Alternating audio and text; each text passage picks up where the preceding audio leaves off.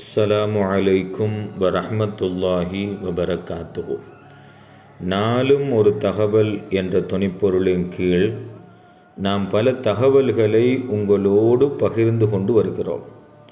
அந்த அடிப்படையில் இன்றும் ஒரு சில முக்கியமான தகவல்களை பகிரலாம் என்று ஆசைப்பட்டவராக நபியுல்லாஹி ஸல்லல்லாஹு அலைஹி வஸல்லம் மன்னவர்களை புகழ்ந்து புகழ் மாலையாக புகழ் நூட்களாக பல கிதாபுகள் பல கிரந்தங்கள் இயற்றப்பட்டிருக்கிறது. இப்படி இயற்றப்பட்ட புகழ் காப்பியங்களில் உலக பிரசித்தி பெற்ற ஒரு புகழ் காப்பியம் என்றால் அல் கசீதத்துல் புருதாவை நாம் சொல்ல முடியும். இதை இயற்றியவர் முஹம்மது இப்னு சயீத் ரஹிமஹுமுல்லா அன்னவர்கள், அல் பூசீரி என்று நாம் சொல்வோம். இவர்கள் ஹிஜ்ரி 608 ஷவ்வால் மாதம் முதல் பிறை செவ்வாய்க்கிழமை அன்று தல்லாஸ் என்கின்ற இடத்தில் பிறக்கிறார்கள். இப்படி பிறந்தவர்கள் ஹிஜ்ரி 697 இஸ்கந்தரியாவில் வஃபாத்தாக இருக்கிறார்கள்.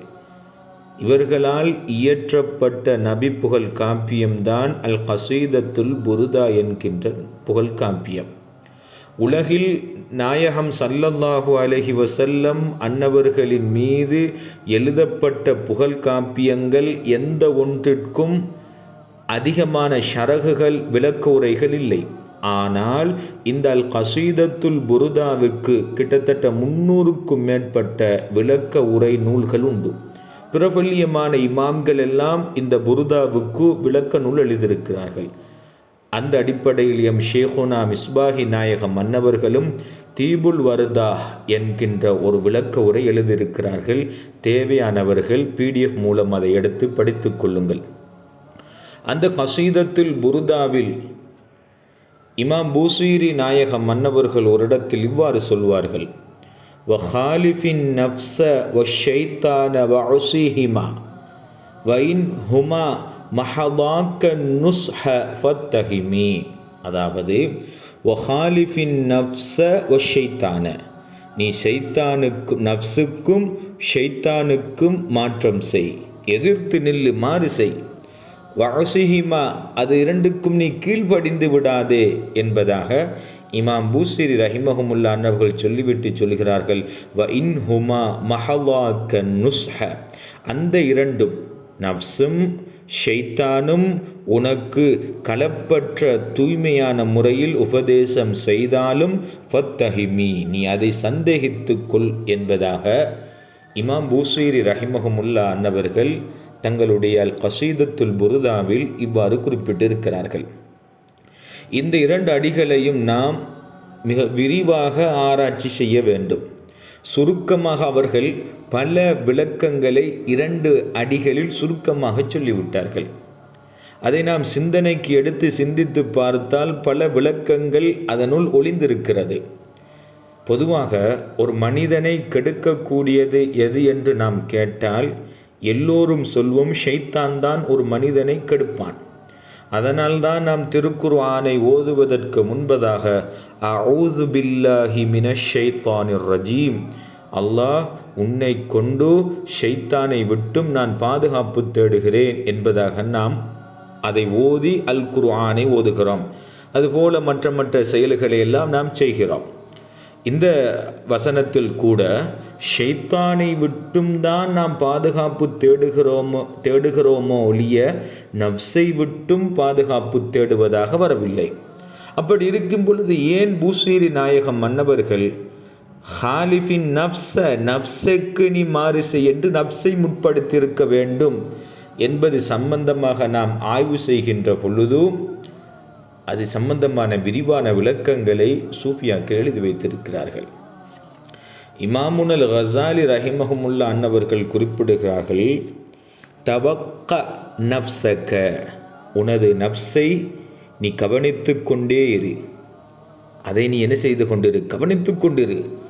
லா தஅம்மன் கவாயிலஹா, அதனுடைய மோசடிகளை விட்டும் நீ அச்சமற்றிருக்காதே, அதனால் விளைய இருக்கக்கூடிய தீங்குகளை விட்டும் அது எதுவும் செய்யாது, நஃப்ஸ் எதுவுமே செய்யாது என்று நீ அச்சமிட்டு இருக்காதே, அமைதியாக இருக்காதே. ஏன் தெரியுமா? ஃபன்னஃப்ஸு அஹ்பசு மின் சபஈன ஷைத்தானன், 70 ஷைத்தான்களை விட மிக கொடியது, மிக கெட்டது நஃப்ஸு என்று இமாமுன் அல் கஸாலி ரஹிமஹுமுல்லா அன்னவர்கள் இவ்வாறு ஒரு கருத்தை சொல்லியிருக்கிறார்கள்.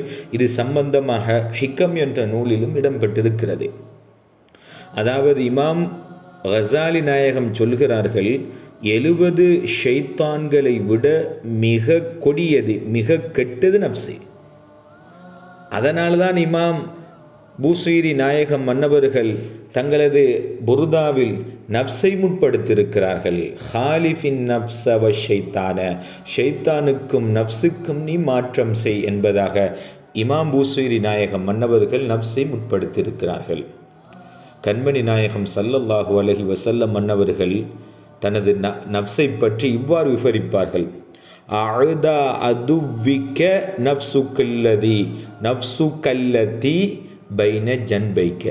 நாயகம் ஸல்லல்லாஹு அலைஹி வஸல்லம் அவர்கள் சொல்கிறார்கள், உன்னுடைய எதிரிகளில் மிகப்பெரிய எதிரி யார் தெரியுமா?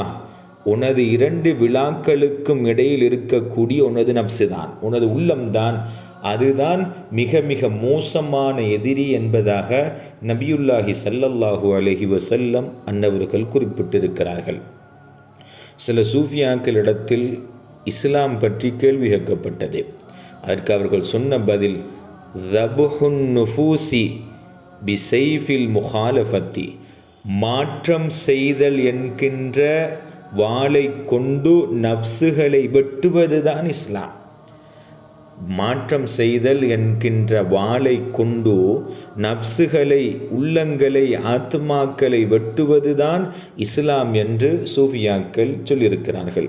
அதனால்தான் இமாம் பூசைரி நாயகம் நஃப்ஸை முற்படுத்தியிருக்கிறார்கள். ஷைத்தானுடைய வழிகேடுகளை விட, ஷைத்தான் ஒருவனை வழிகெடுப்பதை விட நஃப்ஸு ஒருவனை மிக அதிகமாக வழிகெடுக்கிறது. கண்மணி நாயகம் ஸல்லல்லாஹு அலைஹி வஸல்லம் மன்னவர்கள் சஹாபாக்களோடு ஒரு யுத்தத்திற்கு சென்று திரும்பி வந்து கொண்டிருக்கும் பொழுது சொல்கிறார்கள், ஒரு பிரம்மாண்டமான யுத்தம், பல காயங்கள், பல சேதங்கள் ஏற்பட்ட ஒரு யுத்தம். அப்படியான யுத்தத்திலிருந்து மீண்டு வந்து கொண்டிருக்கும் பொழுது நபியுல்லாஹி ஸல்லல்லாஹு அலைஹி வஸல்லம் மன்னவர்கள் சொன்னார்கள், ரஜஅனா மினல் ஜிஹாதில் அஸ்கரி இலல் ஜிஹாதில் அக்பர்.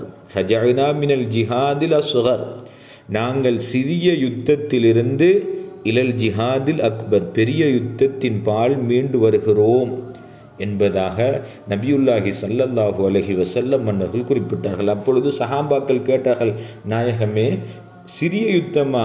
ஒருவரோடு வாளேந்தி யுத்தம் செய்து இத்தனை காயங்கள், இத்தனை பேர் ஷஹீதாக்கப்பட்டிருக்கிறார்கள், இந்த யுத்தத்தை நீங்கள் சிறிய யுத்தம் என்று சொல்கிறீர்களே, அப்படி என்றால் பெரிய யுத்தம் எது என்று கேட்கப்பட்ட பொழுது நபியுல்லாஹி ஸல்லல்லாஹு அலைஹி வஸல்லம் அவர்கள் சொன்னார்கள், உங்களுடைய 2 விழாக்கு மத்தியில் இருக்கக்கூடிய நஃப்ஸோடு யுத்தம் செய்வது தான் பெரிய யுத்தம். ஏன்? ஒரு எதிரி அவன் என் கண் முன்னாலே தெரிகிறான், அவனது கையில் இருக்கக்கூடிய ஆயுதமும் தெரிகிறது, அவனை வீழ்த்துவது சுலோகம்தான். ஆனால் நஃப்ஸை கட்டுப்படுத்துவது மிக மிக கடுமையான ஒரு விடயம். சூஃபியாக்கள், இறைநேசர்கள், அவுலியாக்களுடைய வரலாறுகளை நாம் புரட்டி பார்க்கின்ற பொழுது அவர்கள் எந்த அளவுக்கு தனது நஃப்ஸை கட்டுப்படுத்தியிருக்கிறார்கள் என்பதை நாம் பார்க்க முடிகிறது. இன்ஷா அல்லாஹ் அடுத்த தொடரில் சூஃபியாக்கள், இறைநேசர்கள் எப்படி அவர்களுடைய உள்ளத்தை அவர்கள் கட்டுப்படுத்தினார்கள்